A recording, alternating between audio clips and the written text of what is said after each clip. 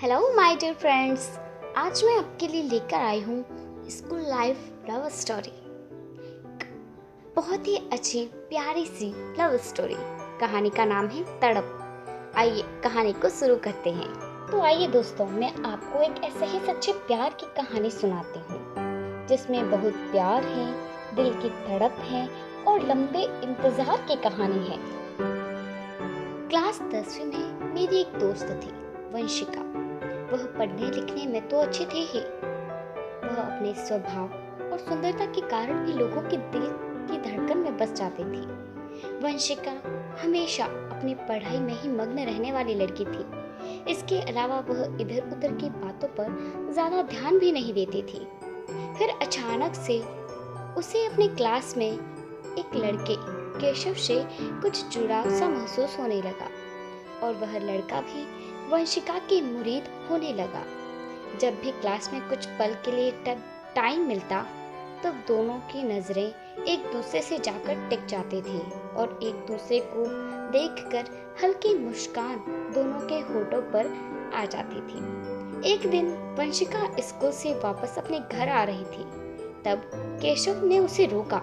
शायद वह केशव वंशिका से कुछ कहना चाह रहा था, मगर वह कुछ नहीं बोल पाया।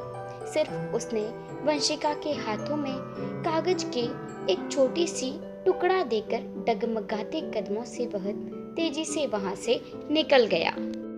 वंशिका ने इधर उधर नजर दौड़ाई और उस कागज के टुकड़े को अपने बैग की चेन खोलकर डॉक्टर के.सी. सिन्हा के गणित की किताब में रखकर घर वापस आ गई। लोगों के लिए वह भले ही मात्र एक कागज का टुकड़ा ही होगा, मगर वंशिका के लिए वह किसी अमूल्य वस्तु से कम नहीं था। वह घर जाकर अपने कमरे के दरवाजे बंद कर उसे पढ़ने लगी। उस कागज के टुकड़े को छूते ही वंशिका की धड़कन जोरों से धड़कने लगी। उस वक्त ऐसा लग रहा था मानो उसके कलेजा बाहर को आ जाएगा। उस कागज के टुकड़े में लिखे शब्दों को पढ़कर उसकी आंखों में से पानी की बूंदें उमड़ पड़ी। शायद वह जोर जोर से यह कह रही थी, केशव, इस बात को कहने में इतना समय क्यों ले लिया? कब से वह इस बात को जानने को बेताब थी। यही जानने के लिए तो सुबह शाम उसके मन को पढ़ने की कोशिश कर रही थी। केशव उस कागज के छोटे से टुकड़े में अपने दिल की हर बात कह दिया। उस कागज के मामूली टुकड़े में उसने अपने अथाह प्यार को उड़ेल दिया। फ्रेंड्स, मैं ये जानती हूँ कि अभी आप इस बात को जानने के लिए बहुत ही उत्सुक होंगे कि ऐसी कौन सी बात थी उस लेटर में।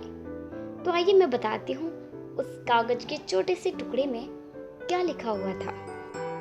तो उस कागज के छोटे से टुकड़े में उसने लिखा था, वंशिका, तुम मुझे कबूल करो या नहीं, मगर मेरा दिल तुम्हें जन्मों जन्म के लिए कबूल कर चुका है।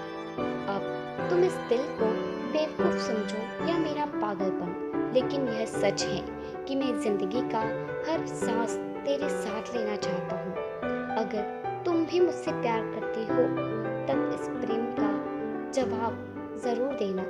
मैं कल फिर इसी जगह इंतजार करूँगा। केशव का यह लेटर पढ़कर वंशिका पूरी रात सो भी नहीं पाई, बस उसी की यादों में खोई रही। अगले दिन वंशिका अपने हिंदी लिखना कॉपी के बीच का एक पेज निकालकर उसके गुलाबी कलर के पेन में एक दिल का चित्र बनाकर उसने अपने प्यार भरे जवाब लिखकर केशव को दे दिया। अब वे दोनों एक दूसरे को प्यार करने लगे।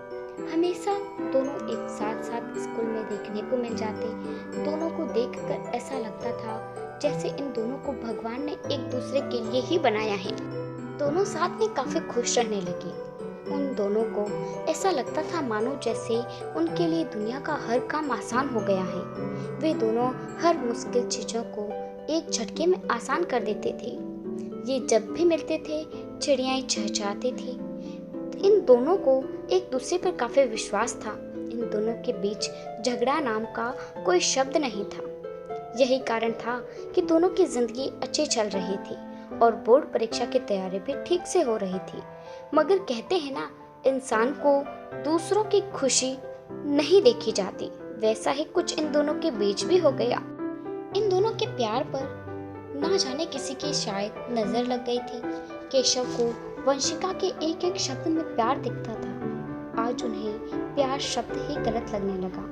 जो कभी बड़ी बड़ी बातों, बड़ी बड़ी गलतियों के लिए खुद को ही कसूरवार मानता था, आज वंशिका की हर छोटी छोटी गलती को भी बड़ी बड़ी गलती बनाने लगा है। और ऐसे ही दोनों का प्यार टूटते चला गया। वे आगे बढ़ रहे थे, मगर उनके प्यार हाई स्कूल की चार दीवारी में ही छूटते जा रहा था। एग्जाम खत्म हुआ, दोनों अपने अपने रास्ते चल पड़े। केशव एग्रीकल्चर में बीटेक करने के लिए एक सरकारी कॉलेज में एडमिशन ले लिया, जबकि वंशिका आज भी अपने गांव में ही रह रही है और हर दिन हर शाम अपने हाई स्कूल के एक चक्कर लगा लिया करती है, जहां कभी केशव से मिला करती थी।